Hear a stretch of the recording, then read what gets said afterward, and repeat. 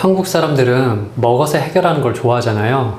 하지만 대부분의 질병은 안 먹어서 발생한다기보다는 지나치게 많이 먹어서 생깁니다. 어떤 음식을 먹어서 충치를 줄이겠다는 생각 말고 특정 음식을 피해서 충치를 줄인다는 생각의 전환이 필요하죠.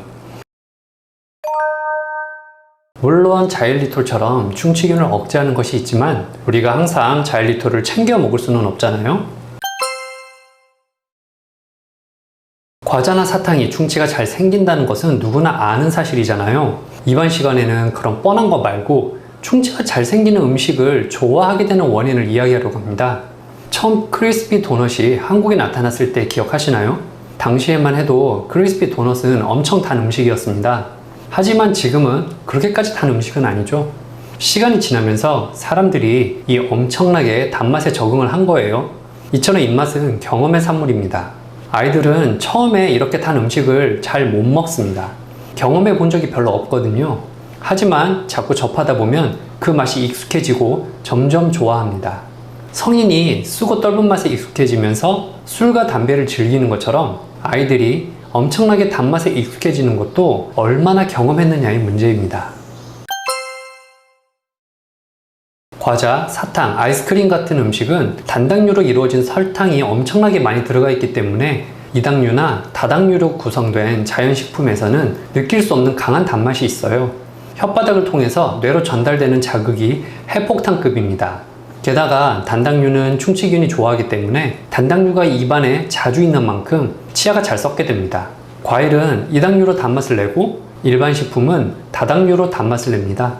과일은 충치가 심하게 생길 정도로 자주 먹는 일이 드물고 일반 식품은 먹다 보면 배가 부르니까 계속 먹기 힘듭니다. 게다가 다당류는 분해 속도가 느려서 설탕만큼 충치를 유발하지 않아요. 한창 자라날 시기에는 탄수화물에 대한 갈망이 크거든요. 단맛을 선호하는 것은 자연스러운 현상입니다. 하지만 과일이나 밥처럼 식품에서 느끼는 자연스러운 단맛 말고 설탕이 많이 들어간 과자, 사탕, 아이스크림 같은 단맛에 뇌가 적응하면 안 좋습니다. 아이들이 처음에는 이런 인위적인 단맛을 불편하게 느끼는데 익숙해지고 좋아하게 되면 자주 먹으면서 충치가 잘 생기겠죠. 결국 설탕이 내는 단맛을 얼마나 빨리 경험하느냐가 관건입니다. 그리고 아이들은 부모가 생각하는 것보다 굉장히 설탕에 빨리 노출되고 있습니다. 건강식품이라 생각하고 부모가 아이에게 챙겨주는 음식 중에 설탕이 많이 들어간 것이 두유, 요거트, 과일 주스입니다. 이것은 설탕이 들어가지 않으면 별로 맛이 없다는 공통점이 있어요. 두유와 요거트를 무설탕으로 먹어보면 정말 맛이 없습니다. 그래서 제조사에서 설탕을 첨가하죠. 과일 주스에 설탕을 넣지 않을 정도로 달려면 과일이 정말 달아야 합니다. 그렇게 맛있는 과일이면 굳이 주스로 먹지는 않죠. 새 식품은 과자, 사탕, 아이스크림처럼 몸에 해롭다는 인식이 없어서 아주 어렸을 때부터 먹게 되어서 설탕 맛에 중독되는 시발점이 됩니다. 아이가 얼마나 양치질을 잘하겠어요. 어른 중에서도 치과 의사가 인정할 만큼 양치질을 잘하는 비율이 아무리 잘 봐주어도 20%가 안 되거든요. 양치질을 3분 동안 하루 3번을 꼼꼼하게 할 수 있는 아이는 거의 없을 겁니다.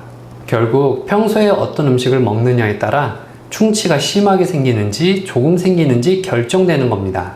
양치질이 별로인데도 충치가 잘 안 생기고 진행도 느린 아이들을 볼 때가 있는데 설탕이 많이 들어간 음식을 거의 안 먹는 공통점이 있었습니다. 진 인스타그램에서 아이가 드디어 콜라나 아이스크림을 먹기 시작했다는 영상이나 사진을 보곤 하는데 이제 치과와 가까워지겠구나 하는 생각이 듭니다. 특히 아이스크림은 충치뿐만 아니라 소화 당뇨와 비만을 유발하는 음식이기 때문에 더욱 주의해야 합니다.